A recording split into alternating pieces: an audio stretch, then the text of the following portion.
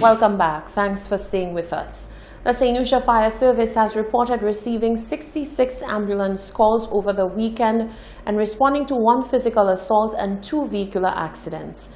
Acting Divisional Officer of the St. Lucia Fire Service, Jermaine William, provides an account of an emergency response to a brutal physical assault on a male victim in Babono on Saturday. On Saturday, 25th of January at approximately 4 p.m., a call was received requesting ambulance assistance for an individual who suffered physical trauma at Babono. Arriving emergency personnel assessed and treated a male for wounds to his left arm, right cheek, and upper body. He was subsequently transported to the Victoria Hospital for further medical treatment. Among the vehicular accidents that the emergency personnel responded to was a Sunday evening accident which resulted in a sole occupant of a vehicle being catapulted from his seat to the roadside in Deriso-Mico. At approximately 10:05 p.m. on Sunday the 26th of January, officers attached to the Mico Fire Station responded to a motor vehicle accident at Deriso-Mico. The responding personnel found the sole occupant of that vehicle on the roadside. The individual was assessed and complained of pain to his chest and was also treated for pains to his chest and face. He was then fully immobilized and transported to the St. Jude's Hospital for further medical treatment. Williams says no fires were recorded over the past weekend, and he urges members of the public to continue to exercise fire safety. XX, the movement, the vibe, the mass, the unmatched carnival experience. That is the theme for Just for Fun Carnival Band for its 20th anniversary.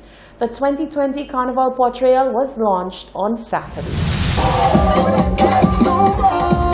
XX Just for Fun unveiled 20 years of memories for 2020 Carnival. Each section for this year's portrayal is a representation of one of the band's outstanding portrayals over the past 20 years of its existence. Band leaders Royston Taylor, Vale Tobia and Lance Arnold spoke to Hot 7 TV following what many agree was an extremely successful launch for the band that promises movement, vibe and mass. Boy, every year feels better. This year I think we were just so proud of the costumes. They were absolutely amazing. I don't think we had one bad costume in our 8. I mean, congratulations are going on all on social media. The world was watching. Lance Arnold says over the 20 years of its existence, the band has appreciated that it is just a part of the overall carnival product and that all elements need to come together for the growth of St. Lucia's Carnival. Carnival is a St. Lucian activity, a St. Lucian event. Just for Fun is just a part of that. The music forms a huge part of that, and we support as much local artists as possible. And we just continue to, we welcome people, we welcome new bands into the community, we give advice from where we've been, because there's room for everybody. The models for the various band sections come from a wide cross-section of the region themselves. Janique from Jamaica will jump St. Lucia's Carnival for the first time with Just for Fun. Absolutely. I'm a carnival junkie. About 6 years now. I've jumped in Jamaica, of course, Trinidad, Cayman, but this will be my first time jumping in St. Lucia, so I'm super excited. Cheyenne is a former Miss Teen Dominica, and she too will jump St. Lucia Carnival for the first time with Just for Fun. St. Lucia Carnival and Dominica Carnival are kind of similar. So yeah, but this will be my first time competing in St. Lucia Carnival this year. And for the men, the consensus was that Just for Fun has amped it up for their sections as well. Well, this year is my first time modeling Indulgence, our VVIP section, and I think this year we went really all out with it. I enjoyed myself on the stage. I think we set the bar this year for St. Lucia Carnival when it comes to males. The band has 8 sections, and you can view the costumes on Just for Fun's Facebook and Instagram pages. Just for Fun is also gearing up for participation in Miami Carnival this year.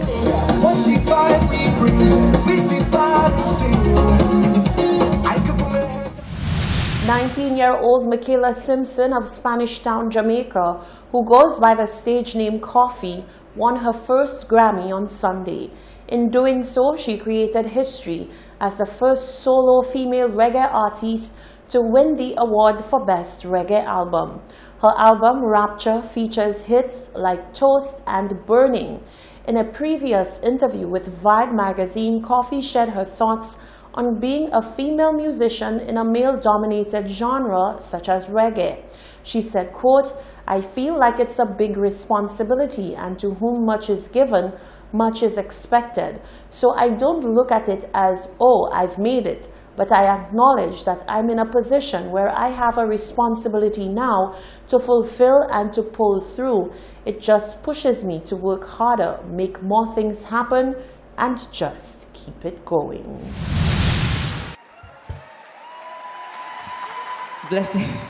Blessings, everyone. Thank you so much. I'd first like to thank all the producers and everyone who helped to make Rapture what it is today. I'd like to pay my respect to Julia and Marley, Steel Pulse, Sly and Robbie, Morgan Heritage, for all the input that they've made in the reggae industry and in the music. I've learned a lot from them and from other older people in the industry, and that's why I'm here. That's what brought us all here. So I just want to say that this one is for all of us. This one is for reggae. This one is for Jamaica. Thank you very much. Blessings. In other news, Agriculture Minister Ezekiel Joseph has implored fishers to cooperate with government, which he says has plans to improve their lot since the closing of the operations of the St. Lucia Fish Marketing Corporation. Jacques Wooding tells us more. In his address at the grand opening of the newly constructed building that houses the Castries Fishers Cooperative Society, Minister for Agriculture and Fisheries Ezekiel Joseph appealed, but fishers did not appear to be moved by his statements. Minister Joseph blamed subsidies in the millions needing to be paid by government of St. Lucia for the termination of the Fish Marketing Corporation, a decision that continues to impact fishers who say they are dissatisfied with the levels of sales to the new entity, Lucian Blue Ocean Seafoods. The minister explains that the government simply could not continue subsidizing the corporation's activities as figures increased with no projected stability in the near future. He urged fisher folk to be patient with his administration as they embark on several initiatives to address the issues which are affecting their livelihoods. One of the biggest challenges that they have is the cost of electricity, cost of energy.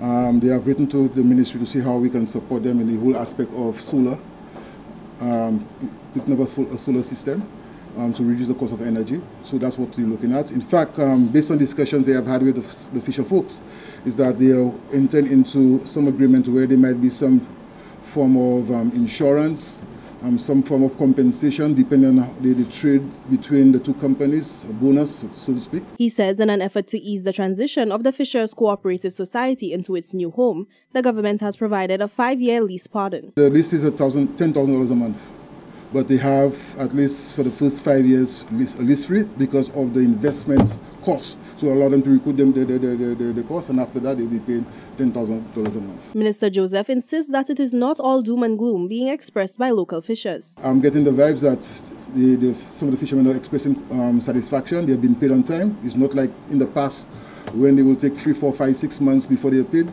Those fishermen who have been trading with them have been paid on time. So that's an encouragement, and of course we'll see how it goes from there. Joseph says with fishers unhappy with Lucian Blue Seafoods, the government is seeking means by which the company could greater incorporate fishers in its operative and management sides of business.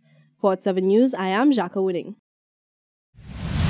A week-long session for the training of trainers in Fishers at Sea Safety took place at the Bellevue Hotel earlier this week in St. Lucia. The sessions aim to teach and bring awareness to new methods implemented for the safety of fishermen. The Ministry of Agriculture's Amanda Faye Clark tells us more.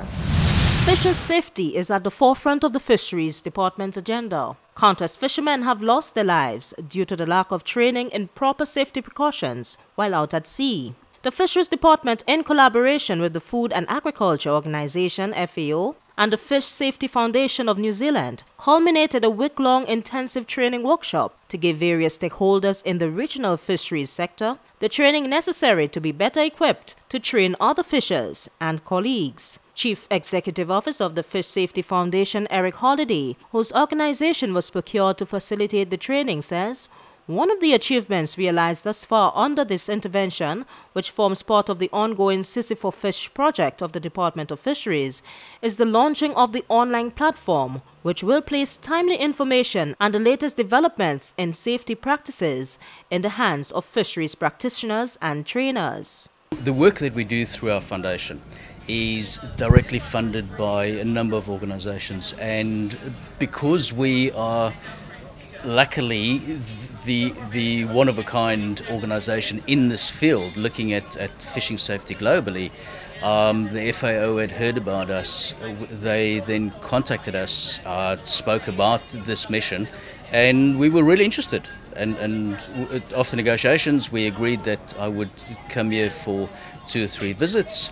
We would speak with the fishers, speak with officials, speak with trainers, and get some idea of the level of training and the materials available to trainers for the safety of fishermen. We did that last year and then spent some time putting together a new package.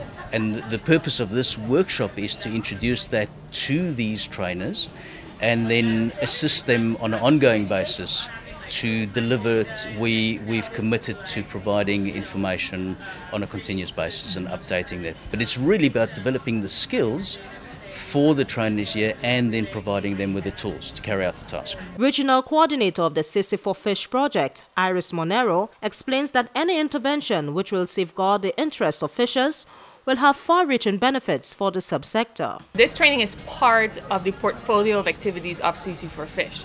So, as a result of climate change, we're expecting an increased frequency as well as increased intensity of storms and hurricanes in the region. And as fishing is already known as one of the most dangerous occupations in the world, that is only going to add to the unsafety of fishers in the region. So one of the aspects that we're working on under the Sissy for Fish project is to improve safety at sea for fisherfolk. Sissy for Fish was launched in the Eastern Caribbean to address climate-adaptive strategies to protect, preserve and build resilience of its marine and fisheries resources. For St. Lucia, this translates to the introduction of measures for the safety and security of all fisheries livelihoods and amendments to policies that allow fisherfolk empowerment and which guide the future development of the fisheries economy. From the Ministry of Agriculture, I am Amanda Ficlock reporting. This is the Hot 7 TV Nightly News. Sports and weather are coming up after the break.